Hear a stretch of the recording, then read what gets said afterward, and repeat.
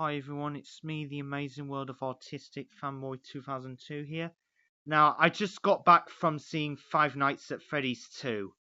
After watching this movie, I gotta say, I actually liked this a lot more than the first one. So, now, to give it clear, this will be a non-spoiler review. So, Five Nights at Freddy's 2, directed by Emma Tammy, tells the story. It's set 1 year after the first movie, and the beginning part takes place in 1982, 43 years ago. And it tells the story about where Charlotte Emily sees something, and all of a sudden, the little boy is being dragged by Spring Bonnie, who is known as William Afton, who is played by Matthew Lillard, which you know him as the villain from Scream and Shaggy from Scooby-Doo.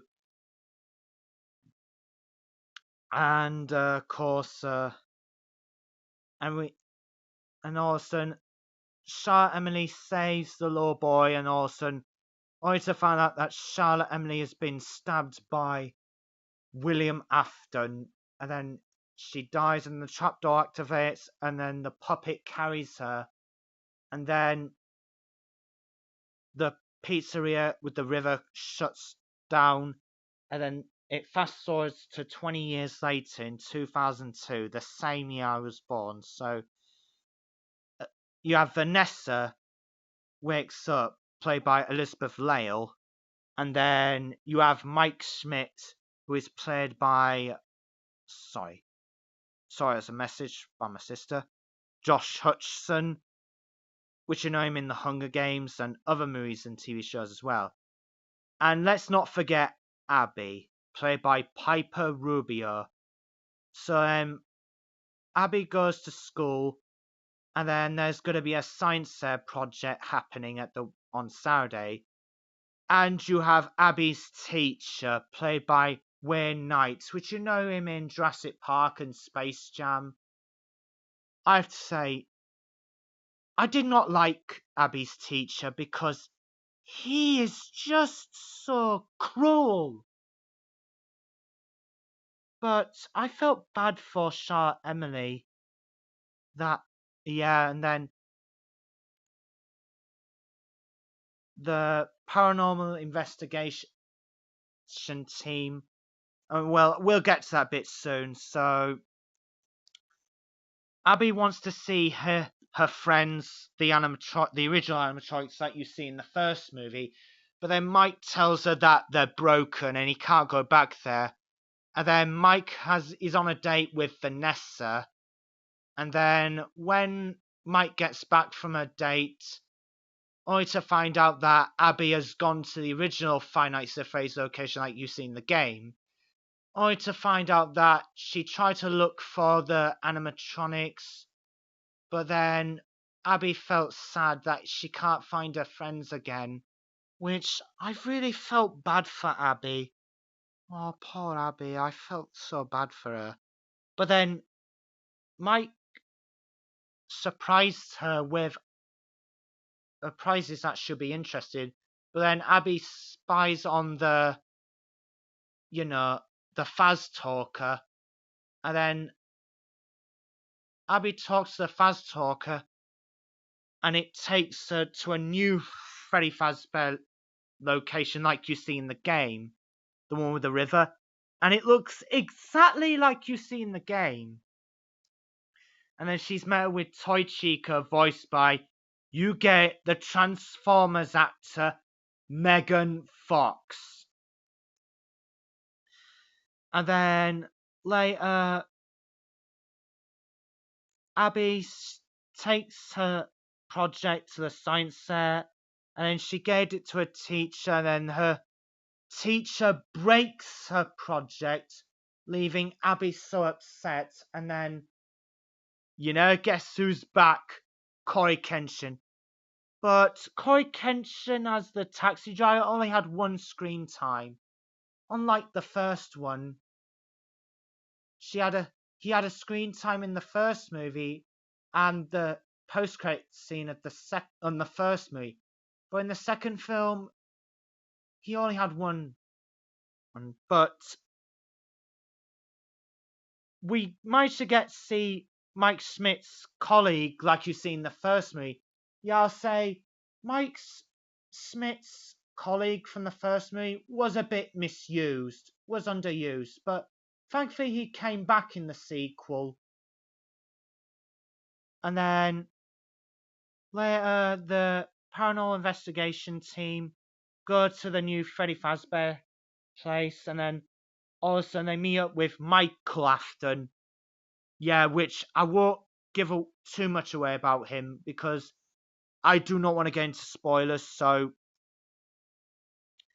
and all of a sudden the paranormal investigation team get attacked, and then Lisa, played by McKenna Grace, gets possessed by the puppet, and then Michael Afton runs away, and then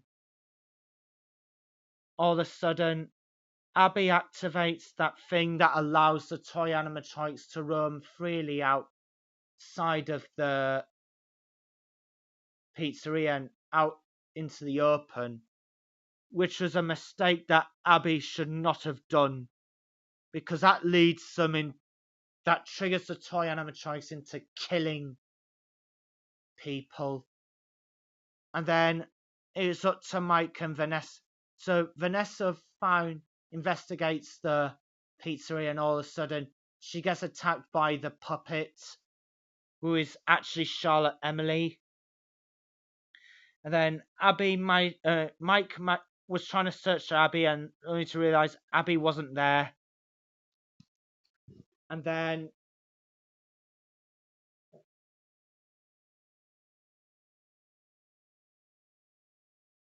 sorry, I was just putting my Funko Pop of Momoyase from Dandadan.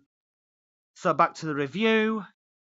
So the bit where Mike and Vanessa are at the new pizzeria location, like in the game, and also Mike falls into the river, only to find out he's about to be attacked by, oh boy, Balloon Boy. I have to say, Balloon Boy is annoying. But I won't give too much about Balloon Boy. Like I said, I don't want to get into spoilers. So, and then Mike has to find a way to deactivate the animatronics, and all of a sudden the puppet reached Mike Schmidt's house, and then possessing his, sorry, it's a notification, possessing his sister Abby Schmidt. And then all of a sudden Vanessa runs back to the house, only to be attacked by Mangle. And then all of a sudden Vanessa managed to save the couple that were being attacked by Toy Freddy. Mike Schmidt was trying to figure out how to stop the toy animatronics from reaching from killing people. All of a sudden to be pestered by Balloon Boy, and that triggers the withered animatronics.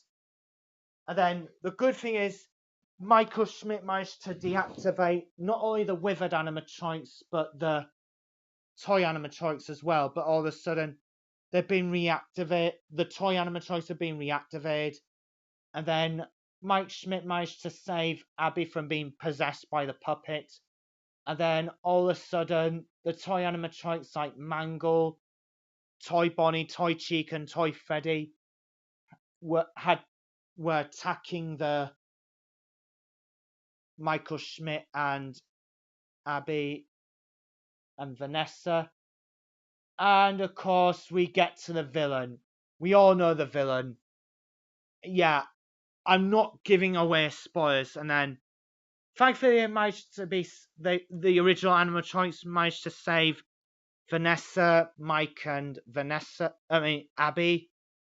And then Mike realized that Michael Afton was Vanessa's brother. And then I won't explain the ending because, like I say, I do not want to get into major spoilers. And there's also the post-credit scene, which, yet again, I won't be mentioning because this is a non-spoiler review. So I have to say the film was a bit damn short. That's my only problem I have this movie. But I have to say, I actually like this a lot more than the first one.